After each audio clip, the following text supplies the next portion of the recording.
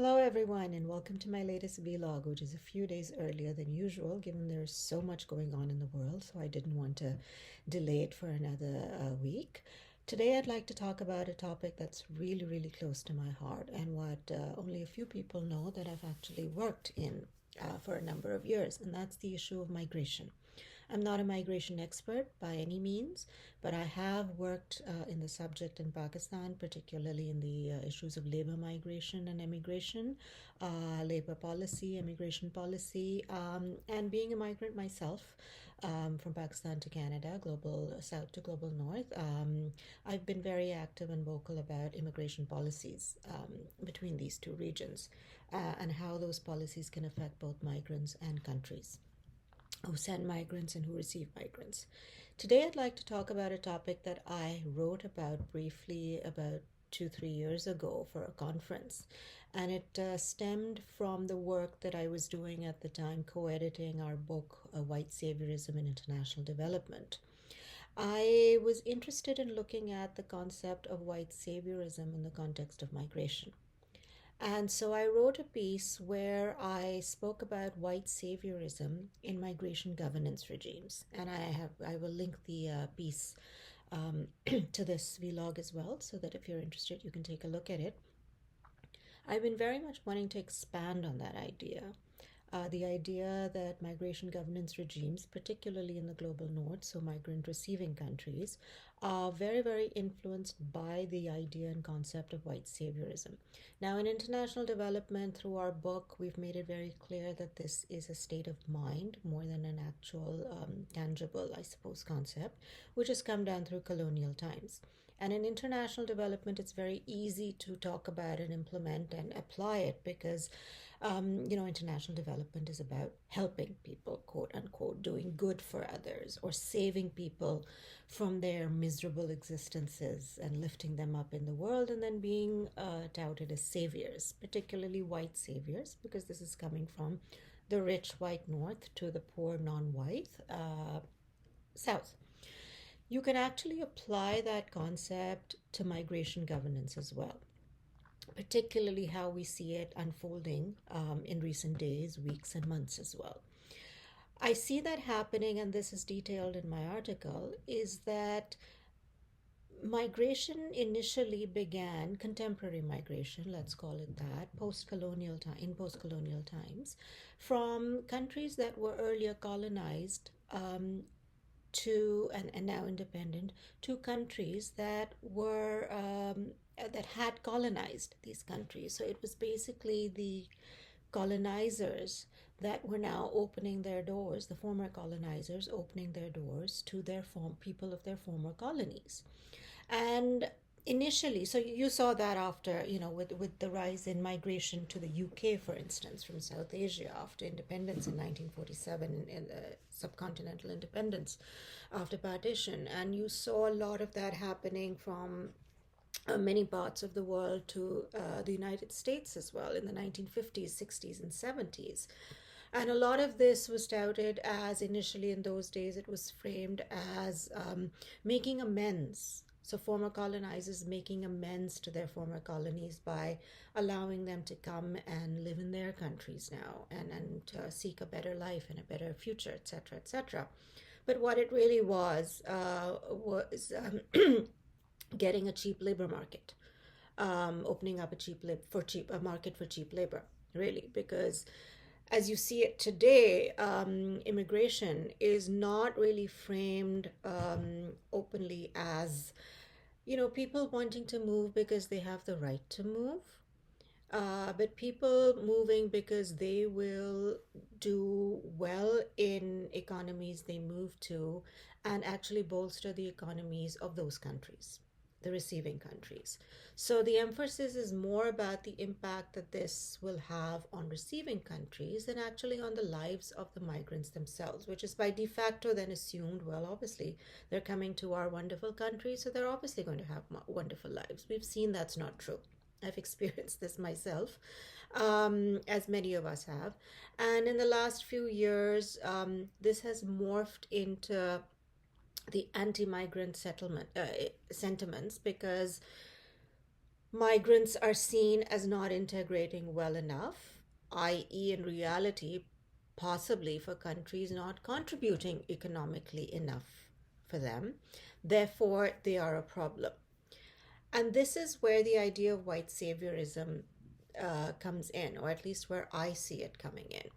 And that is that a number of countries now, because migration has become so popular, particularly global south to global north migration, that global north countries, receiving countries, have been encouraged to create these migration and border regimes where they have entirely all the control.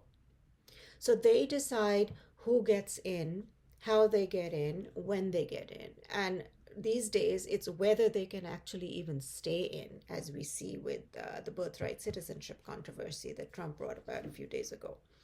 So this regime was bolstered by, I think, the idea that a lot of countries in the West think that they are the saviors of those people who want to escape their countries in the non West. So we will save you by allowing you entry into our countries. And those countries primarily are white. And so this idea of white saviorism for me is very apt when we talk about migration governance and border regimes. Because it is, if you see the entire immigration and border controls, you have your immigration officers at the entry point, and they are the ones who ultimately decide whether you are allowed to come into a country or not. And that decision is made in many cases, whether we like it or not, on race. And on the origin of that country. When I traveled on a Pakistani passport, which is majority of my life, by the way, this my global North identity is relatively new. There was always this fear when you went to apply for visas whether or not they would reject you based on the fact of where you came from. Um, Entering a new country, whenever I put my Pakistani passport with my valid visa in front of the immigration officer, there was still always this fear, okay, what questions am I going to be asked? And I have been asked very odd questions at immigration and customs, regardless of the legal permission that I had to enter that country. So that control and that fear at that border is very, very white saviorism induced, in the sense that, okay, I have the power to save you if you want to come into my country or not. That is obviously very, very explicit when it comes to refugees and asylum seekers. As we've seen in many countries, including in Canada, the fact that any person, particularly somebody coming from a non-white country into a white country, is at the mercy of the country that it is claiming asylum or refugee status in. And that country decides, do I save you from your plight or do I not save you from your plight? What is the criteria for that? We obviously don't know because it's all very vague, very subjective. But there you go. There is where I see the connection between the idea of white saviorism and migration governance, right?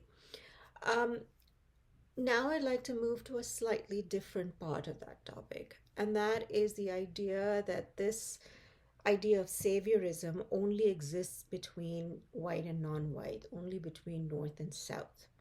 I don't think it does. It also exists between South and South.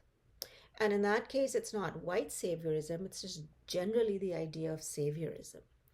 I come from a region where visa access and movement across borders is very, very difficult, particularly between two countries, India and Pakistan. We are not visa friendly countries at all. In fact, we don't give visas to each other because of our historical past and our animosity towards each other.